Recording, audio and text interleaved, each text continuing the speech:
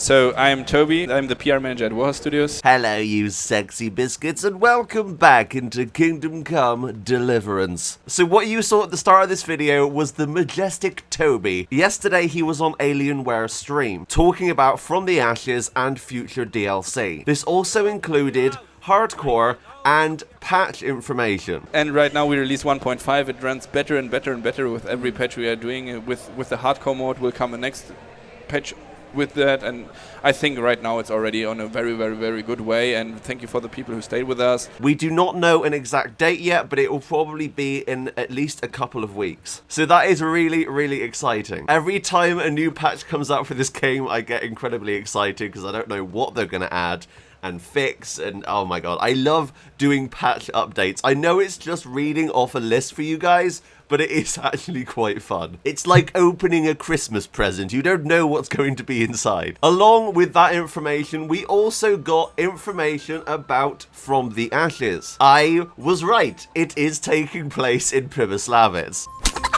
But I want to rule a village. I want to build stuff. It would be so cool if you could manage, if you could be a judge or something.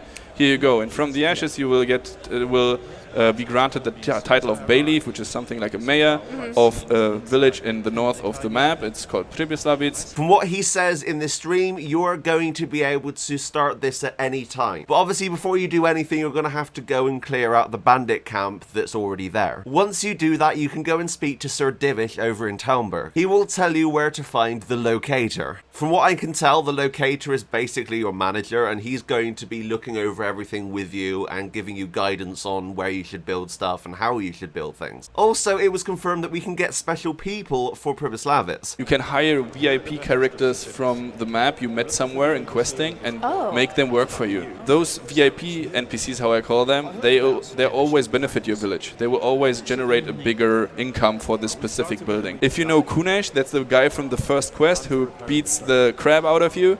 He can be your woodcutter, for example, and he's right now begging in Ratai for some money. But if you go to him, you can actually make him work for you, and then he will generate money for you, and it will benefit you again. So let's say if you were to build a stables and had a special stable manager, you would get exclusive horses that you'd get nowhere else in the game. This gives incentive for you to go out into the world and find people to talk to and hopefully bring them back to your town. Not only that, but we're finally going to be able to give the refugees of Skalitz somewhere to live. The more buildings you build, the more people will move to your village, so it's nice to have a lot of people around there. But this isn't going to come for free. From what Tobi said, there is basically a deposit box. Let's say you put 10,000 groschen in there, you have to pay your workers every day. So at the start, it's probably going to be quite tough. So make sure to make a lot of money in the game and then use that to obviously pay your workers. Once buildings have been made, and if you're doing a good enough job, the buildings will pay out more money than you're putting in, which is kind of the end goal. So yeah, I absolutely love this. So yeah, it almost sounds like a town builder, and I am more than happy with this. It's going to give you things to spend your money on, which a lot of people were talking about, the fact that you have so much money in the game that you can't do anything with. This will be coming after hardcore mode. He also talked about prices. Price on the premium DLC?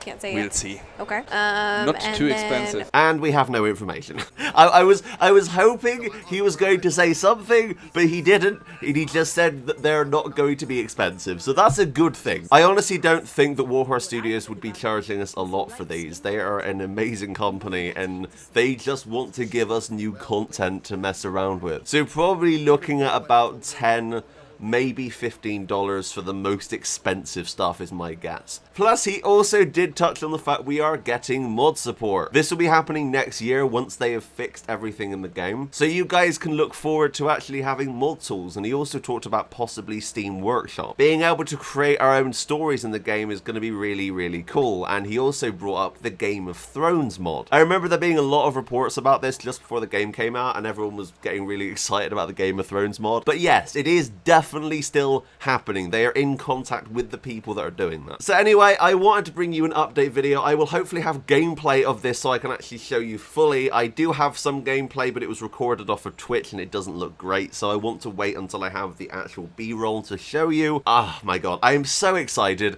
If you liked this video, then make sure to go down and leave a like below. Also, I have a Patreon link in the description below. If you could donate some money to my terrible, terrible YouTube channel, then I would be extremely grateful. I'm going to be streaming on Twitch tonight, possibly, so make sure to go over there and follow me. Thank you to everyone who has followed me up to this point. We now have 50 followers, which is what I needed, so thank you, thank you, thank you. You're all amazing. Anyway, I'm going to get out of here. Thank you so much for watching, but until next time, that's me out. Bye, guys.